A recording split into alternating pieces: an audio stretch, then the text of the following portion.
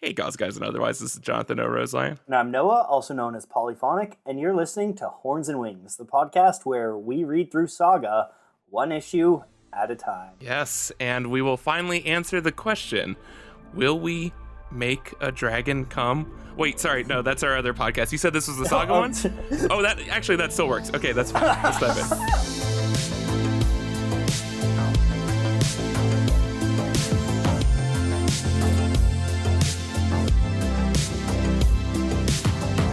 How long were you sitting on that one? How long was I sitting on the dragon come? Yeah, how long is were you the sitting name on of the this dragon cum? episode? That's a visual. Hey, Noah, this is a good book. Really? This is a good book. I just looked at this cover.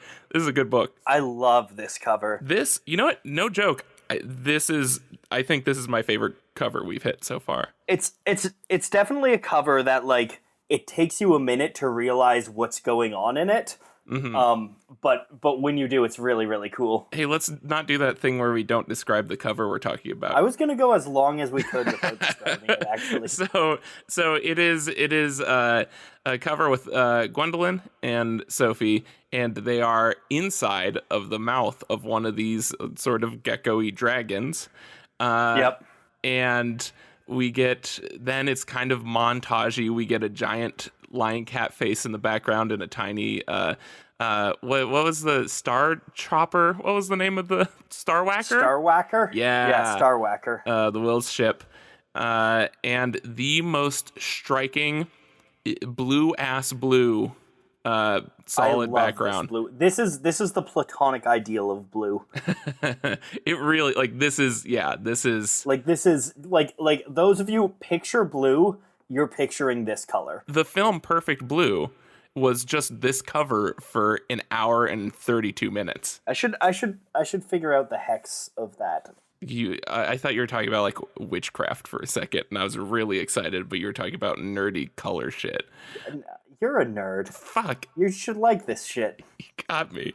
No, this is sincerely, I like how exaggerated it looks without it actually being exaggerated. I guess the mouth seems a little exaggerated, and it's all a little obtuse. I don't know. I'm looking at the single issue so I can see where the title is, but the title is kind of parallel with the bottom of the dragon's jaw, so it's like just slightly obtuse, like slightly diagonal.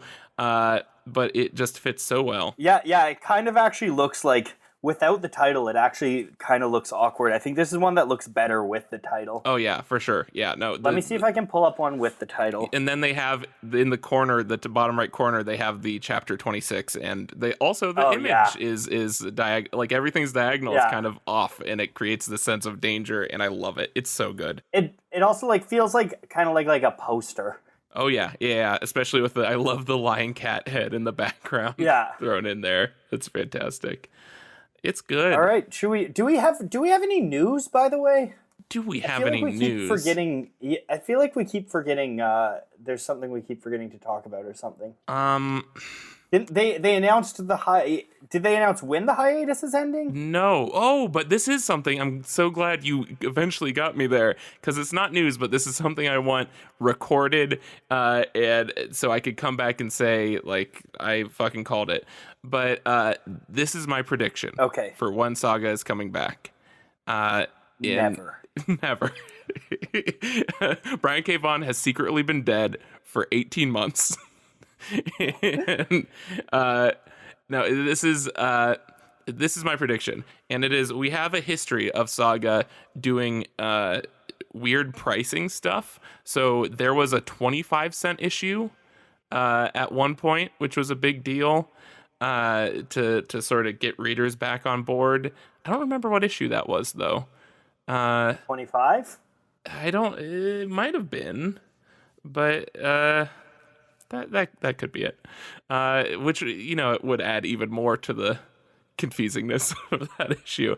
But then they also did just a straight up free comic. Saga 43. You know what? It might have been 43 was 25 cents. Okay, was that also what's on the cover of that? Is that the zebra one? Yeah, I think that's the one that was at Free Comic Book Day, but it was just 25 cents and not free.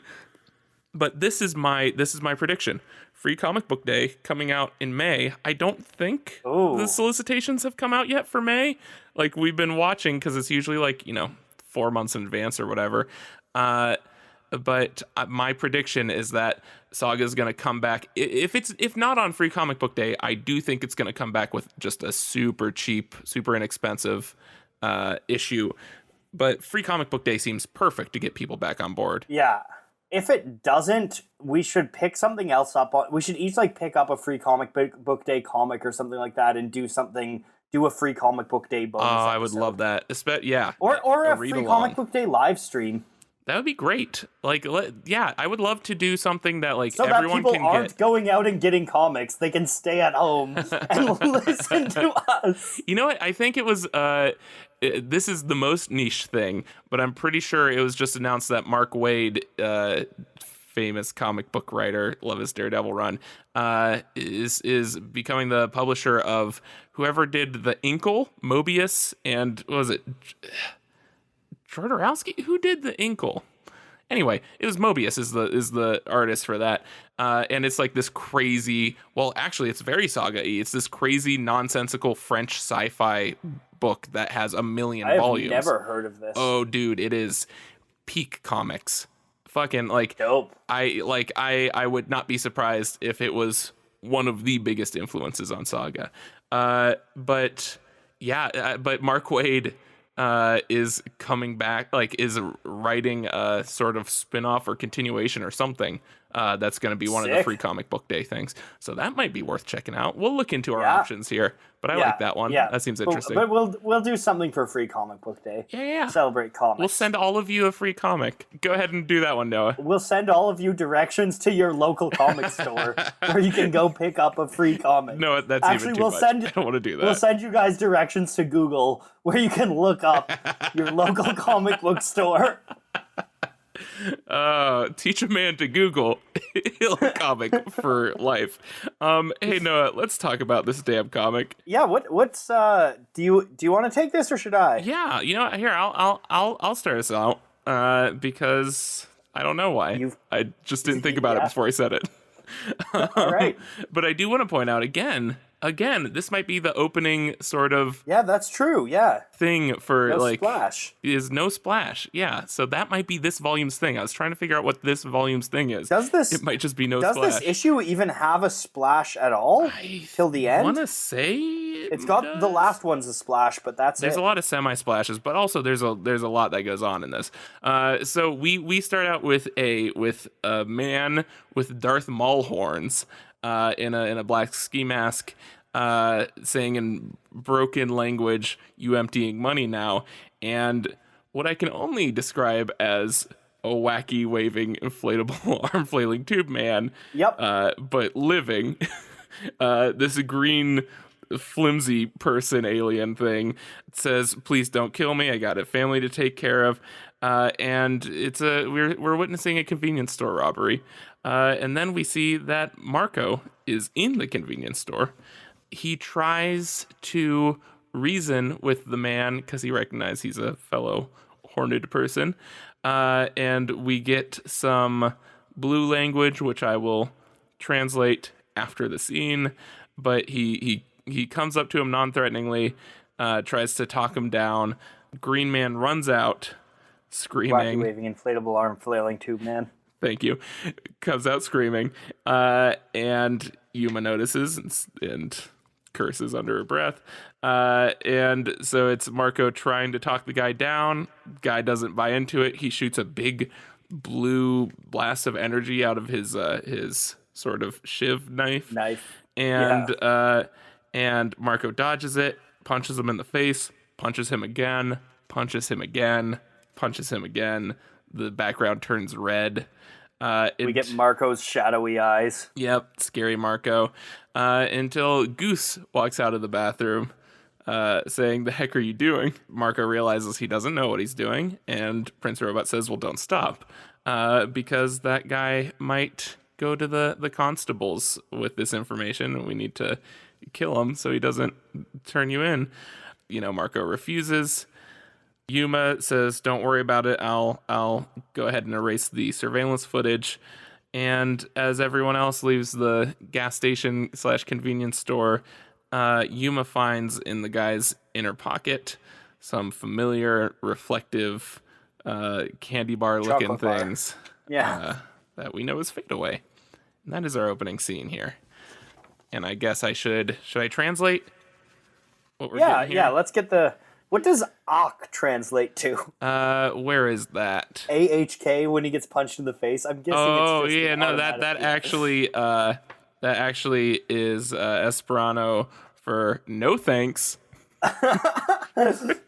Wait, can I try? I'm gonna try please translating. Do. All right, so please read the phrase and then translate. Estu tranquila amikino. Uh-huh.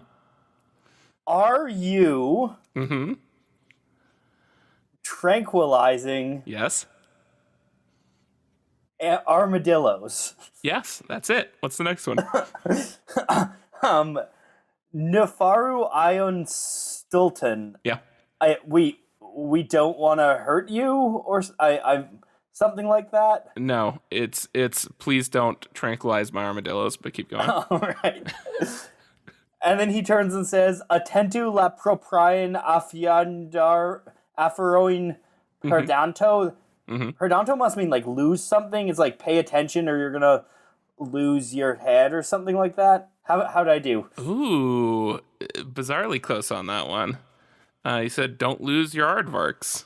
So this is fantastic. No, but actually, so the first one is Marco speaking from off panel. Do not worry, friend.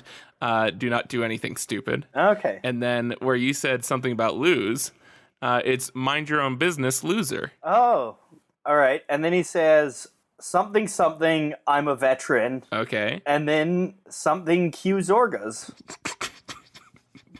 Which isn't even that's already translated. We already know Q Zorgas. And then no thank you. As he gets punched in the face. Yeah, no, what does he actually say? He says, I know times are hard, I am also a veteran. So you got half that right. And then Q Zorgas is who cares? Huh. And then he attacks him, and then he says no thank you to the punch in the face. This scene is great. Just because it's very like I don't know, we've moved into another genre where we're kind of in like the like vagabondy running through a gas station kind of like vigilanteism, but it like this scene almost feels like something out of a Tarantino movie or something like that, right? Yeah. You know what? This actually kind of reminded me of what was it, Winter Soldier, where everyone's him and Black Widow are on the run. Where it's just very like much that these superpowered people trying to blend in, but then also like trying to like their moral compass getting in the way of them blending in. Yeah. I love the tattoo on the mugger's bicep. Yeah. I didn't mention that. It's almost like it's actually extremely similar to the horn in the Horns and Wings. Logo. I was gonna say this could be our new logo. How dare you? It's perfect already. And it is two horns, and they are enclosing just a green square, which is, I guess, the parallel to the purple circle. Yeah. I wonder if that has to do with like how the planets look. Like what do we think I don't know. Green square feels correct. I mean, in tune with nature and stuff, the green makes sense. Yeah. But I don't know if there's actually any thought put into this. I'm sure someday we'll realize like, oh shit, it was right in front of us the whole time, but yeah. As you do with Saga. Yep. In general, I also think it's cool that Marco's buying some candy called Smelly Fish. My assumption is it is for Goose. That makes a lot of sense. I think it might actually be Smelly Fish. Yeah. I love when Goose walks out of the bathroom, you see him doing up his overalls. Yeah. Which means that Goose just needs to drop trow all the way when he needs to do a little goose poop. I love it. Also the sign on the bathroom door. Yeah, it's like a circle / minus / hyphen. Which, the two genders. Yeah. That's how it should be. We should abstract them so thoroughly that everyone can just be like, oh yeah, this is all nonsense. Right? Yeah. Why do I care so much about this? But yeah, no, I'm assuming just vagina and penis. Those are the But two yeah, emojis. more than these little details, I think thematically what's really interesting about this is seeing Marco like kind of come unhinged so easily Mm-hmm. is very different because we've seen Mad Marco a few times, Mm-hmm. but that's in very dire Fuck, can we situations. get a And Mad Max, Mad Marco oh my thing, god, please? please, yeah, yeah. Can someone do that fan art, please? Um, but like seeing him go mad in a relatively kind of like casual situation is like really kind of scary, and seeing the I really love what Fiona Staples does with just the background going red when he's in this Yeah. berserker mode. And it's always, I like that it's like different shades of like it's or it alternates between orange and red and gives it a bit of dynamic feel. And there's this really cool thing because if you notice Mm-hmm. when Goose is stepping out of the bathroom, the wall behind him is red. Mm-hmm. So it kind of like Fiona Staples does this stuff all of the time where it's like this could also just be an impressionistic take on the backdrop, right? Yeah, actually, yeah. If you look at behind on page 2, behind the robber, there's the strip of the orange, and then on the Yeah. page after that, you see it kind of blending, and then it kind of just takes over the thing, so you see it abstracting, and it's almost like it's blurred. And yeah, that's a really cool thing. I also just think generally this scene is one of the most colorful palettes we've seen Fiona Staples use. Like it's very bright, the bright Mm-hmm. greens, the blues. It's a really I say this every goddamn time, but it's a really, really interesting color palette. Which I think that also works perfectly for, because that's what a convenience store is. It's everything trying to attract your eye. It's very much an assault to the senses. Yeah. Which also I just noticed. I love the on page 4 in the background behind Marco. There's Cacto Cream, and it's like it's like an ice cream cone, but the Cactos cereal brand. It looks like yeah. I wonder if that's my new headcanon is 1 second. What is the name of the Digimon? Togemon. There we go. I'm glad we figured that one out. The cactus Digimon. That's my new headcanon, is that the cactus Digimon is like Captain Crunch in in the Saga world. Well, I'm gonna go with who is it, Cacturn, whatever the Pokemon is, and we'll keep this war of Mons going here. There's a cactus Pokemon? Oh yeah, Gen 3, baby. Catch up. I literally only know Gen 1 and the few Gen 2 that were put into Fire Red and Leaf Green. Okay. Well, that's while you're at it, get Ruby and Sapphire for Game Boy Advance. Those are classics. This is important that we cover this, but now that it's established. All right. Yeah, I feel like anything else on this scene, or can we move the plot forward? Fuck drugs. I don't like them anymore. Yeah, and the no killing, very Terminatory. But I also very in character for Prince Robot, and I told you that's fucking asinine. Yeah. Good shit. I like their rapport so far. It makes sense. Noah, what do we got for this next scene? This next scene is a short one, actually, but we're back on Hoth, where, in case you forgot, Dango brought Alana and Clara and Hazel to this planet and called the Revolution, who are a dope gang of action figures. And so we pull in, we get some Hazel narration that says, "Mom always said that having kids means a rapid expansion of your social circle, whether you like it or not.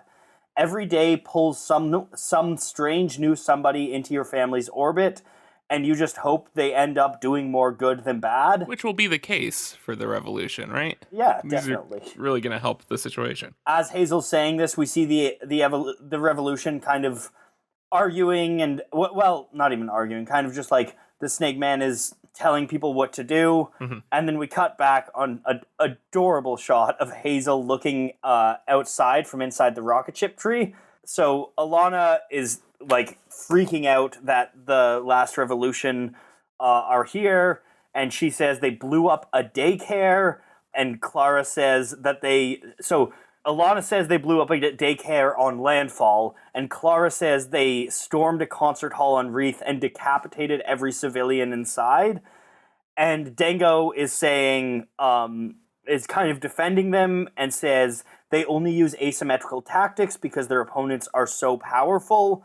And he says that he hopes that they can use HAZEL against the two corrupt empires that help produce her. And for like the 12th time in Saga, someone says, I'd rather kill HAZEL than let something happen to her. Literally every member of her family. It's like, oh, I wanted to take HAZEL on a bike ride, but I can't find the helmet. I would rather kill HAZEL than let her go on a bike ride without a helmet. Just immediate reaction every time. Then Alana kind of tries to negotiate, but we see as she's trying to talk Dango down and empathize with him, she's got this shiv behind her, and she's trying to reach out and say, look, I'm a parent, I understand you, and trying to get his guard down. And for a minute, he bows his head and his TV screen shows a candle. And he says, I appreciate your concern, Alana, but the die has already been cast. And then he pulls a gun and says, so let's go meet our guests. And we end on some more HAZEL narration that says, being a parent pretty much ensures that you'll never spend another minute alone. I love the thing about that candle on the screen is in the next one when he says, but the die's already been cast, the candle goes out, which is such a cool detail. Yeah, I didn't notice that. That's so good. I love, that is, it's so cool to have this sort of vulnerable moment with Dango. Yeah. And to show that he's still human or whatever robot. I think it's, and we'll get this more later in the issue as well, but I think it's really, they do a really good job of showing, like, that Dango, you're going to quickly find out Dango is in over his head a little bit. Like, as soon as Clara and Alana talk about the last revolution, you suddenly, like, really get this idea that these are very radical terrorists. Yeah. Which is, I also think, really well done exposition. Like they're clearly expositing here, but it feels very in character. It feels very believable.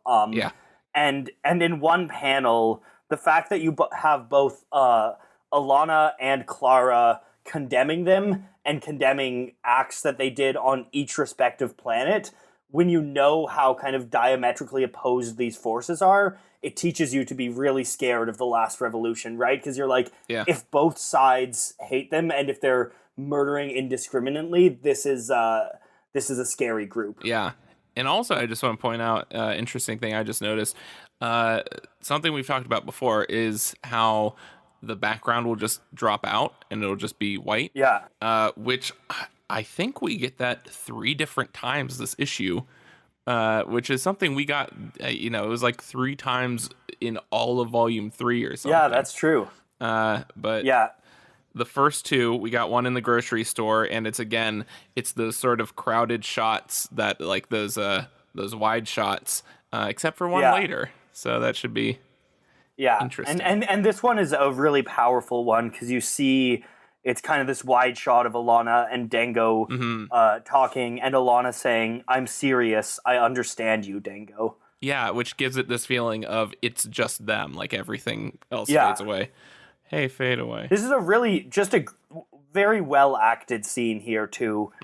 Everyone, including Dango, there's a lot of like emotion in their body language and facial expressions. A part of me, it just breaks my heart because the whole thing is Alana kind of trying to get his guard down enough and get him close enough so that she can stab him with that chunk of wood that she broke off the bed the issue prior.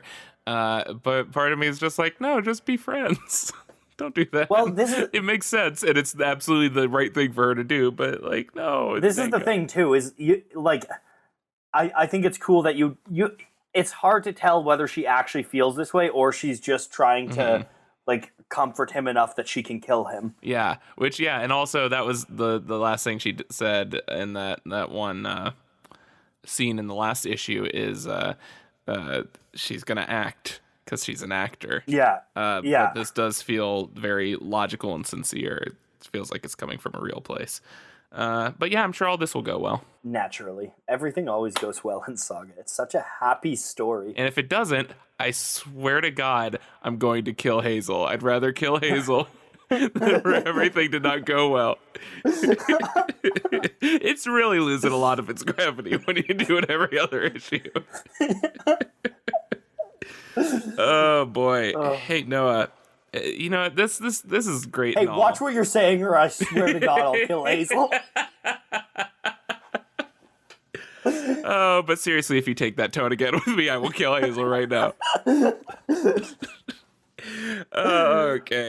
So, you know what? Killing Hazel is great and all, but what I want to know is about getting pissed on by dragons, baby. Oh, yeah. Give me that good stuff. Yeah, let's cut back to the Dragon Urine Squad. I'm sure that'll stick.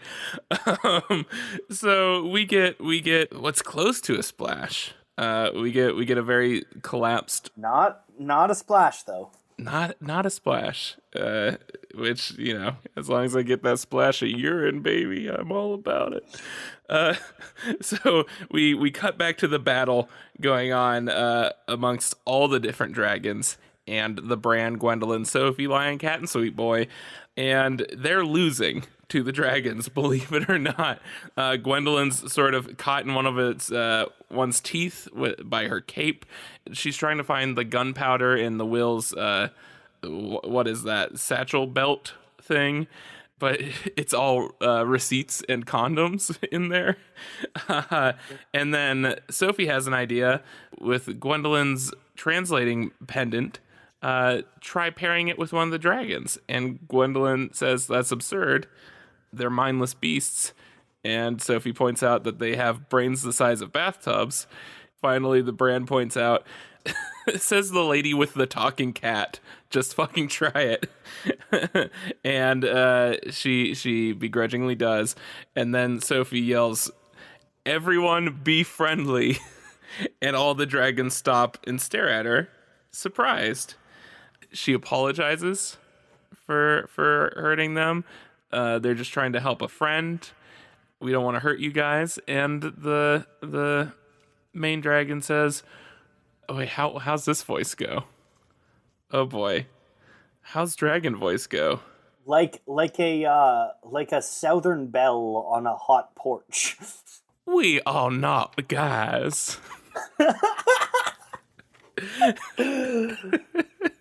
And so, and Gwendolyn is dropped, and she says, "I'll be goddamned. My sisters and we, all mares." So accurate. I'm glad that you're doing the accent, so I don't need to. And so Sophie asks where they can find a boy dragon, and the girl dragon says, "Too bad, your kind hunt our kind, and now all our bulls are gone." And then Lion Cat says lying, which you can say. Go ahead and do Lion Cat voice. Lying. I hate it. And we go back to the dragon. Hey, I'm lying here. There we go. Boy, too many episodes. I'm glad you're bringing back those repressed memories for everyone. We go back to the dragon saying, "Yes, one bull left up on hill don't go.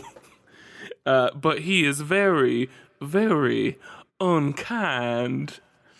And they sort of slump back into the water. So the brand says that her and the Will visited Demimonde when they were kids, and that hill don't go is probably Mount Lazuli. And then commends Lazuli. No, it isn't. I've seen Steven Universe. It's Leslie, and we commends Sophie, other Sophie, saying that was sharp thinking. And then Gwendolyn, again, just being a dick this scene, says the girl merely performed her page duties as expected. Let's not give her a swelled head.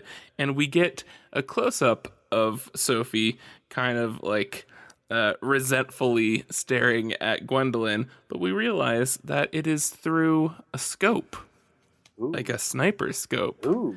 We get the HTN. Yeah, welcoming a young person into your life also means letting in an endless parade of new oddballs. And then we see a hand on a scope, a white, gross hand that looks vaguely familiar. Pediatricians, daycare workers, parents of playmates, the list goes on and on. We pull out to see two arms awkwardly holding the scope as if they're coming from below the waist, and we see many red eyes on a pale white face. It helps if you're good with names. And then we get that hero shot of someone of the stalk's species. Presumably. Take a shot in the dark here. Context clues on this one. They're holding a sniper, and they have a dope sort of poncho cape, and it looks like a male version of the stalk with the HTN. Otherwise, you just end up calling everyone Chief or Big Guy. That's great. So I'm going to call this guy Chief Big Guy. Chief Big Guy. But we have a new character, and I get the feeling that they're, I don't know, if they're related to the stock at all, they're probably not happy. I love earlier in the scene when Gwendolyn is dangling from the dragon's mouth. Mm-hmm. I really love the use of these long panels that they really get the sense of her kind of hanging, and then it's really cool because you have two of her hanging, and then in between the long panel also conveys the sense it's this close up on the brand, mm-hmm. but half the panel is dragon foot. So it conveys this sense of squishing. Yeah, and then we get the alternative to that on the page prior, where we get that small sort of squished panel of the brand holding up the foot. Yeah, exactly.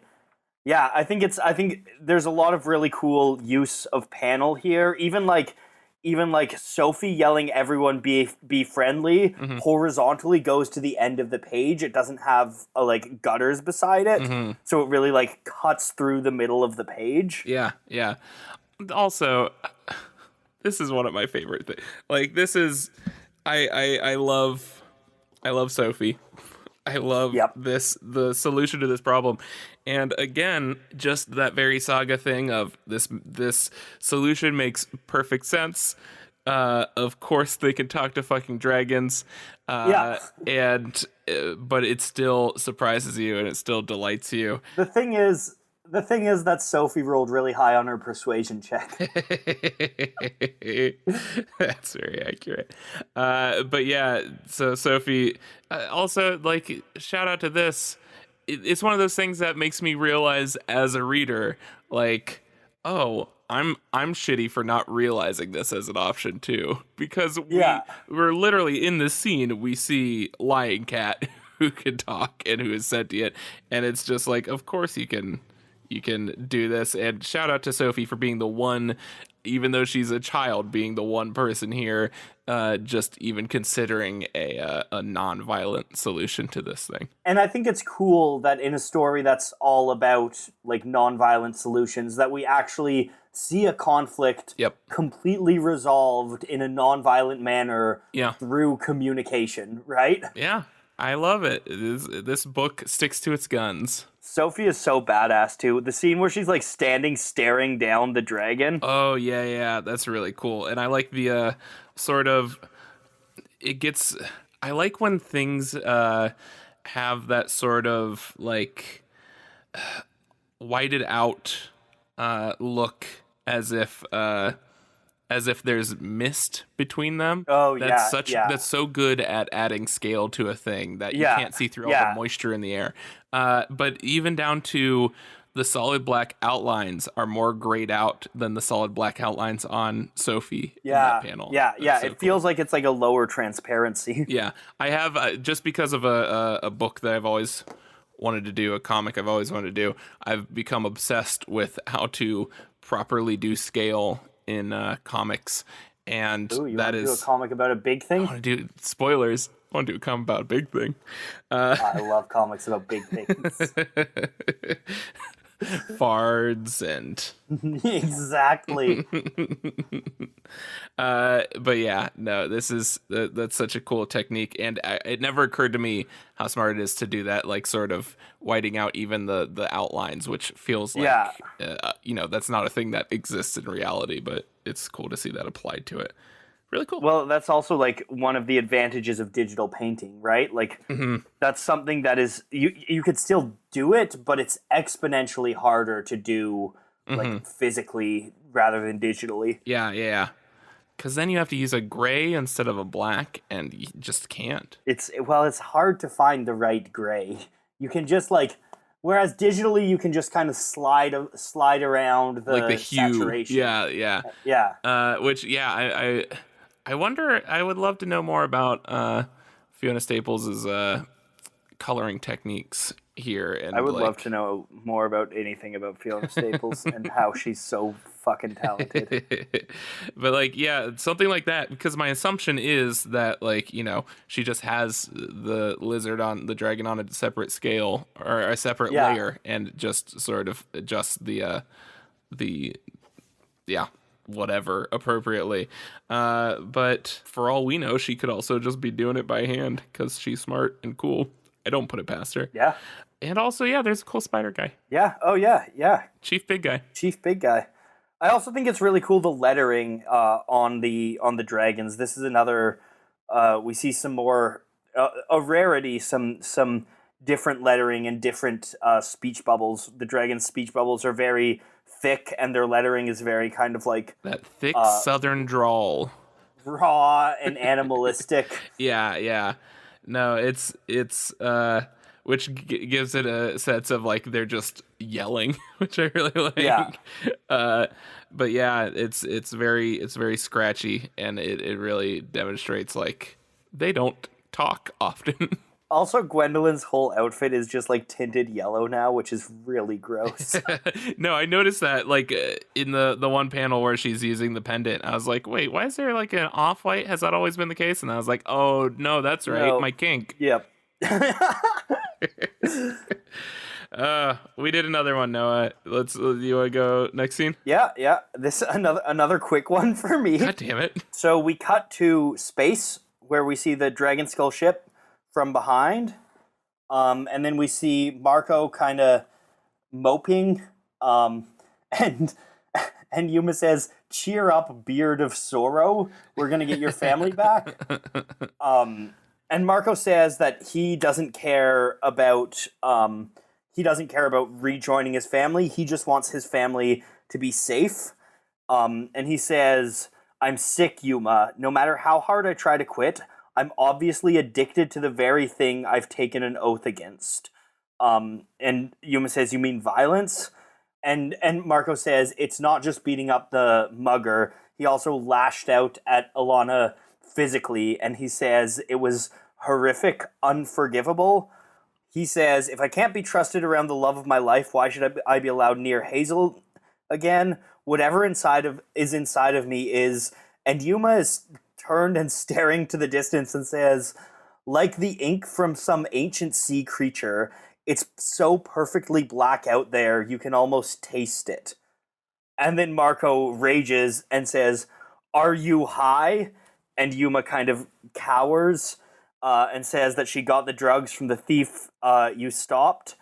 And Marco says, "Why would a veteran be carrying Fadeaway?" To which Yuma says, "You're probably the only veteran not using Fadeaway."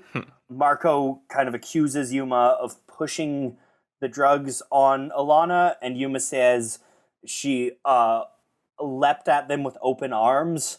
And Marco says, "What is it that she wanted to feel so badly?" Yuma says, "Peace." And Marco kind of like turns and does the rub of the back of the neck. Mm-hmm. And that's our little scene here. Man, it hurts. It hurts. It hurts to see Marco like sort of fallen this far. It really does feel like he says addicted. It really does feel like seeing someone who's, off the wagon. he feels completely lost Yeah. in this scene. And he's gotten so bad at controlling himself, like he's snapping on even, because before it was self-defense, but now he's just yelling at her for being high, which she's allowed to be also. Like, yeah, but I feel like though also she is allowed to be, but I feel like it's also like the family was just broken up and part of the reason for that was drugs. So I think he's primed to be particularly angry at them. Yeah, but also part of the reason was violence and... Well, it's very... a few weeks ago, I actually rewatched Trainspotting and watched Trainspotting 2 for the first time. Mm-hmm. And I think it's an interesting thing in this conversation. One of the characters in Trainspotting, Begbie, is addicted to violence, and a lot of Trainspotting is showing how the addiction to violence can be just as harmful, if not more harmful, than the rest of the crew who are addicted to heroin, mm-hmm. Which is a really interesting perspective, because I think when we talk about addiction, we talk about addiction to substances, mm-hmm. But really a lot of the time I think what people are addicted to is more feelings, and substances can give them that feeling, but violence can too. And I think in the case of violence, it's definitely a feeling of power. Yeah. Right. Yeah. And that's something that I've been thinking about a lot lately in terms of, I mean, as sort of a proto version of that, an addiction to anger. And just catching myself doing stuff like, if I see a tweet online that is a controversial opinion that I agree with, my immediate reaction will be click on it, scroll down past all of the dozens of comments that are in support of it, and find the three assholes who I know exist in these responses that disagree with it. And it's just like, why am I doing this? Why do I seek out anger? Or if I see something I don't like, finding a negative review of it and being like, yeah, this person also doesn't like this thing, and I enjoy it's that whole Last Jedi thing. Or and then having an internal conversation with yourself, how you would dunk on this person. Yep. Yeah. Ugh. It's very interesting, which, all that talk of addiction to violence and heroin, all that, it makes me very excited for next issue. There's our teaser for the week. Yeah. I think this is a small scene, but I think it's a really, really important character scene for Marco. And I think from a narrative standpoint, it really displays a lot of what Yuma is there for over the past few issues. Where Yuma is kind of this outside force that allows our characters to kind of talk over their troubles and grow. And she is this character that kind of, she was it for Alana before and is it for Marco now. Is this plot device that's used to explore our main characters more, which is really interesting from a story perspective. Totally. Yeah, she very much justifies her existence this arc, I will say. Yeah. But this one... Hint. Oh, wait, that's a spoiler. Cut that. I never said that. 5-star reviews 4 only. stars, you fool! I would rather kill Hazel than get a 4-star review. Oh... Oh, there's that addiction to violence again. All right. Let's roll into this next scene while we're at it. So we are back. We are back on Hoth, which, as far as I'm concerned, has no other name. And we finally get the meeting between Cobra Guy, who we find out is named Quain, captain of the 4th Cell. And he's in there with... Big Ears, McBandolier, and Lady from Flotsam with Fish Lady with the big sword. And so pretty much how every fan fiction I've written starts out. And so Cobra Guy Cobra Kai says he's very impressed with Dango. He's pleased to meet him. Alana and Clara start sort of back talking, and Cobra Kai immediately shuts him down. He says sleep. His eyes glow yellow, and the sleep is in yellow. And it's orange. I can see. I mean, his eyes are for sure yellow. The sleep is sort of a goldenrod. It's orange. You're looking at that reprinting bullshit. I got the original single issue here, Noah.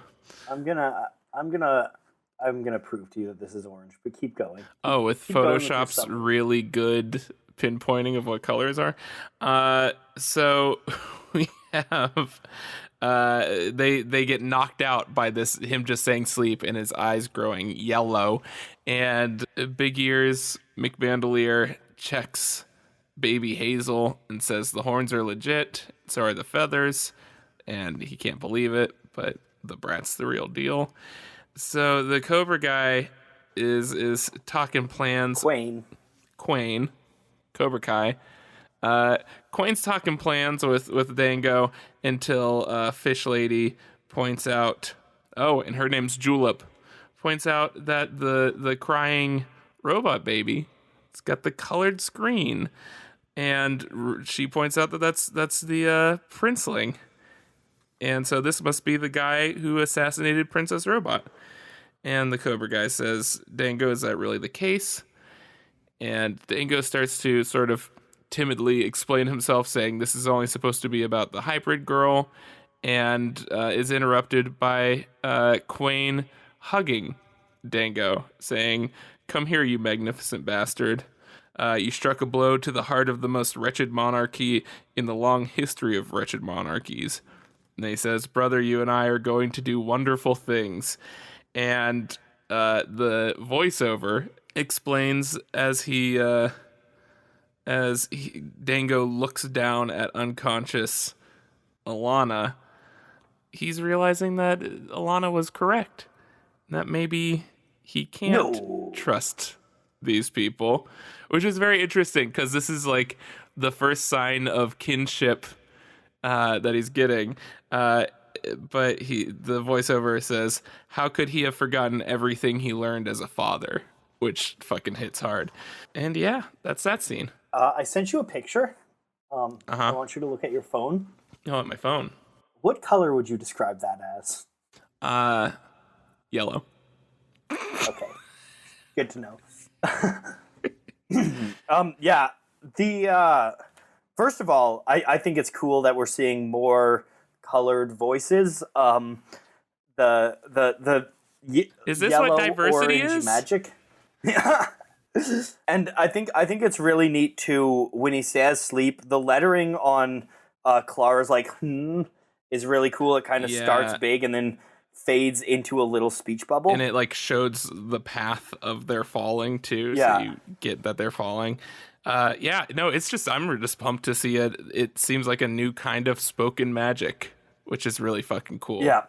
An alternative to blue language, which we can all agree is yellow language. The world continues to get bigger. Yes. I think this is a thing that Saga is very good at doing, is growing the world on and on, but still like the fact that Julep exists and is of the same species as Upshur and Doff, but probably has no relation to them whatsoever, makes the world feel complete and big. And the fact that we keep seeing new species, but then we see these species again and again. I just realized fucking Big Ears Bandolier is an Isabel. Oh my god, he totally is. He's an Isabel race, but it's hard to tell because he has human skin. That's very true. See, I thought he was Ferengi. Yeah, that's canonically. Yeah. But yeah, no. Also, it took me like 2 or 3 readings to notice Cobra Guy Quain has got little T-Rex arms underneath his normal arms. Oh my god, he does. Which I love. That's when so he hugs. Cute. When he's doing the hug. Yeah, he's got just these little T-Rex arms. I love it. I think I really like the way Quain talks. Like he just feels like a radical revolutionary in the way that he talks, and you really get this sense of kind of like seriousness and gravitas to him. Yeah, and I absolutely love that it is a moment of feigned sincerity, or in a way sincerity, but not in the way that he's trying to act like it is. The moment when he hugs Dango and says "good job" and we're on the same side, that's when Dango starts doubting him and starts seeing through this. And that is such a smart way to do that. And I cannot think of another instance of me seeing something like that, but it feels so real, of like seeing through someone. Like any other writer in the world, myself included, would be like, and this is where they slip up a bit and kind of reveal their true intentions. Yeah. But it's him just trying to be sincere that gives himself Yeah, away. it's basically him confirming all of the doubts that Dango had in his head, right? Yeah. I love that. That's so cool. I love the panel too where Dango is saying, "I only wanted this meeting to concern the hybrid girl, not my actions on." Like, Quain looks so imposing as he's kind of slithering forward, and Dango is like cowering back, and the angle of the shot looks it's like this really kind of like terrifying. Looks like Quain might like pounce on him, right? Yeah, and I also love that he's like, his hug is also him wrapping him with his tail too. Snake-like. But just to come back to the thing we set up, the hug is the third panel in this that has just an all white background, and it's a medium shot, and the only other time we've seen that with an all white background is when Gwendolyn punched Will for kissing her. Which both of them have. It adds a lot to the impact of it and the surprise of it. I find the panel after that, immediately after that, where he says, "You struck a blow to the heart of the most wretched monarchy in the long history of wretched monarchies." There's something very creepy about that shot. Like it's a close up on his mouth with the hood behind it, like almost as if he's whispering into Dango's ear. It's really, really unnerving. It gives me the heebs. Yeah. It's really effective, and that is, that I think is integral for us being on the same page when it points out that Dango is not trusting him. Yeah. Because don't whisper in people's ears. It's fucking weird. Should we bring this home? Let's bring it home. All right, so transitional Hazel narration. How could he have, referring to Dango here, how could he have forgotten everything he learned as a father? Why hadn't he been more careful about allowing strangers into his home? And the second part of that is on Prince Robot in his black uniform stepping into a house, baby blue. It seems to be the coastal house in the cabin fantasy before. Yeah, there's like a little sailing ship, and we see, waiting for him, is Princess Robot dressed up in sexy lingerie, looking fine as hell, who says, "Welcome back, soldier boy," and says, "Don't be frightened, love. The doctors fixed me just like they fixed you. Now shut up and get what you've got coming." And this is actually a act of fellatio that I was not able to include in the Lauper Awards. I did think of this one because I don't even know the logistics of it. But Princess Robot starts to go down on Prince Robot, and then we see from his perspective him looking down on her. She says, "Tell me when you're close," and her screen is shattered and smoking, and she is bleeding blue blood, which is fucking terrifying. And then we cut to Prince Robot lying in a bed with that image on his screen, which is a very jarring image. And then we wake up and we realize that he's been sleeping with Goose snoring. Oh yeah, and there's your confirmation. Yep, he's got the Goose stinky snoring fish, with smelly fish. An empty bag of smelly fish. Yeah, what are they feeding you, smelly fish? And he's in like just a t-shirt and boxers, and he hangs his head for a minute and then stands up, walks down the hallway, and we see his face saying bugger. And then, which also makes me think that he might have a British accent. You think? And then we get the reverse shot of, this is our ending splash. It is Marco lying with a bunch of wrapper from Fade Away. His eyes are red. He's foaming at the mouth. He is clearly conked the fuck out on the floor. And Prince Robot says, bugger fucking all. Which I should point out, it also looks like he's smiling, at least from this angle. Yes. Yeah. But not like, it looks like a manic smile, not necessarily like a euphoric smile. Yeah. No, this looks like he got Joker gassed. Yeah, that is exactly what it looks like. I absolutely love this. I'm sure I've mentioned it multiple times before on this podcast, but anything that you don't know is set up, that ends up being set up.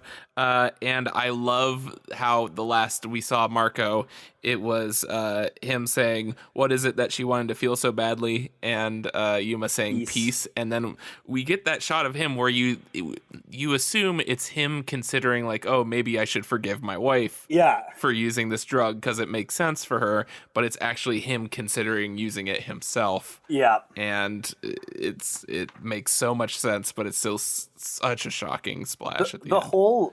The whole lighting of this scene too it's so off. It's this eerie green light as he's waking up, and it's very. This is one of the scenes where when you look at the page on both sides, it is intentionally jarring, almost in an inverted way, where like the light turquoise blue feels related to the green, right? Yeah. But the light turquoise blue is this warm, beautiful, kind of welcoming, calm place, and the green is this sickly, scary vibe, right? Yeah, I'm sorry. I'm just laughing thinking about how the fuck a blowjob with a TV would work. I'm gonna spoil this. That is our question of the week. I'm literally just picturing like a dick sliding against a TV screen, and it's so fucking funny.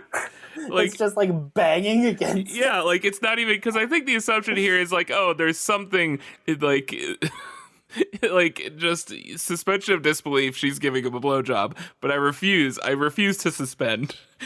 and my assumption is that it's just a dick poking a TV screen. Is that why there's a hole in it? That's it. He got erect too fast. Jesus Christ.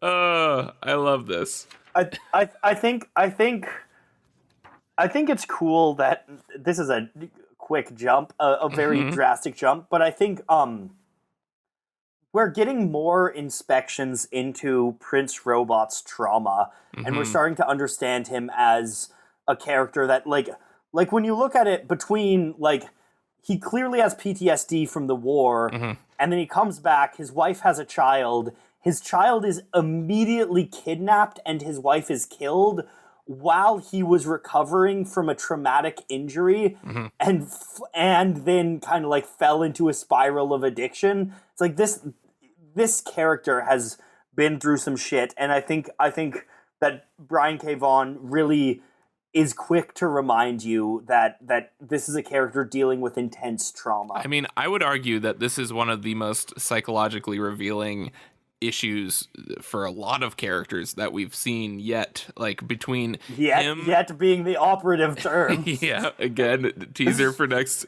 issue. But like the fact that we get that look into Prince Robot, and that look into, I mean, Marco for sure, and even Yuma's reasoning for a lot of this stuff, and especially Dango, and seeing sort of this more human side and this more rational side of Dango, and also Sophie, and seeing her problem solving.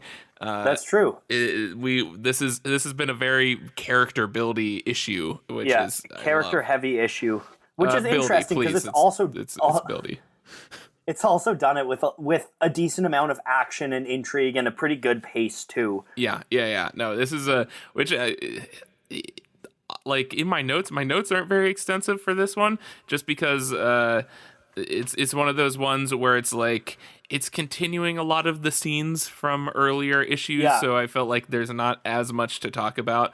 But in that sense, because we don't have to establish a ton of new stuff, it really just gives us a chance to dive into the characters here, which I love.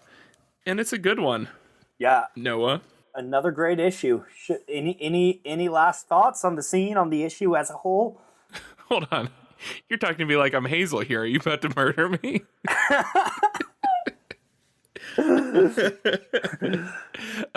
No, I'm very excited to see where this goes, and it makes a lot of sense. Yep. Yeah, I think this is a great issue, and we're in the thick of things now. Last issue was the start of the arc. Now we kind of have some hints as to where the arc might be going. Yes.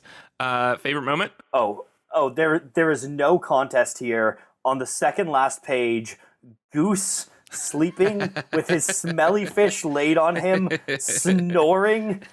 Just everything about... We can cut the bottom half with the sad robot on the Solemn Simulacrum. That's a magic joke if you guys get that. On the bottom half of this. And just like a little Goose in his little goose PJs with the crumbs of the smelly fish. His open mouth just looks like a big dog smile. I love it. Yeah, that is the energy that I want to bring into my sleep life. I love it. I'm going with the everyone be friendly moment from Sophie. That's pretty great. It's again, in terms of just juggling different tones and stuff, it's such a satisfying resolution to this situation, and I love empathy. It's good stuff. Song. You got a song for us? I don't right now. I will think of one because I don't prepare, but you prepare. I'm going with a song because it seems to be where we're heading. I'm going with the song "Dragon's Lair" by Sunset Rubdown, one of my favorite bands of all time. It's a classic. It's a good one, and I'm excited to have it on the playlist. I'm gonna actually no. I need to save this because this one is actually even better for something else. Let's say, God, I don't know. I don't have a song. What's the cover evoke for you? What the blue of the cover certainly evokes some song. I'm blue. Nope. We already picked that one. We can't do that again. Oh, we can't? No. We picked it. We picked it already. And if you try to add that to the fucking playlist, I swear to God, I'm going to kill this little kid. Just whatever. It doesn't have to be Hazel. Just whatever one's close by. Actually, here's my song, because the stopping at the gas station and filling up and kind of traveling through space. Let's do Space Truckin' by Deep Purple. Oh, nice. I like that a lot. All right, and the only song that is better than Space Trucking is this theme song.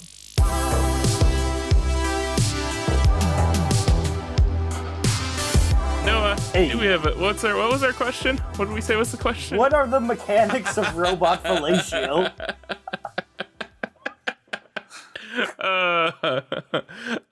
In addition to that, an addendum is to really the sleep expand. text yellow or orange? Nope, it's orange. You're right, but his eyes are yellow, and that's what threw me off was the juxtaposition. Yes. I'm good enough to admit when I'm wrong. It only takes me 40 minutes. So I'm gonna add to the what are the mechanics of the robot fellatio?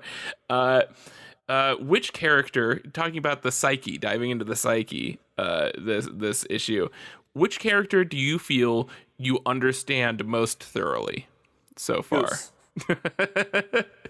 Which, you know what, we get some, again, another teaser for next issue. We get some nice insight into Goose I'm so stoked that Goose is like an active member of the plot now. Goose next issue is some peak Goose. I love it. But yeah, which character do you feel you understand most thoroughly? What are the mechanics of the robot fellatio? As always, answer we'll have a pinned tweet at Horns and Wings on Twitter, and we will have the pinned top comment on the YouTube version, and we'll have links to both of those somewhere on hornsandwings.com. which we've been updating, and you can now download the podcast on the website, which is cool. That's a very liberal use of the word "we" there. the King Robot Royal we there. Noah, where can people find you? You can find me on Twitter. You can find me on Instagram. You can find me on YouTube. Watch Polyphonic. When's this dropping? Today for the listener, but for us, about a week and a half. About a week and a half? Yep. All right. Well, I will or no. Yeah. Shortly around this time, I've got a System of a Down video dropping. Okay. Watch it. It's gonna be fun. You know what? Fuck. Oh, it's not on Spotify, so I can't add it. I was gonna say the System of a Down Elton John mashup, but go just check that out in your free time. It's fantastic. You're gonna use your plug to shout out Neil Cicierega. Please check out something that's better than everything I've ever made, and it's the mashup of Crocodile Rock and whatever that System of a Down song is. Chop Suey. Chop Suey. Thank you. It's good shit. Hey. Thank you to Fiona Staples, Brian K. Vaughan, Photographics and Image Comics, for making the best Dragon Piston comic in the universe. And, as always, Noah, you'll never guess what I'm doing right now. Are you shitting? Bye.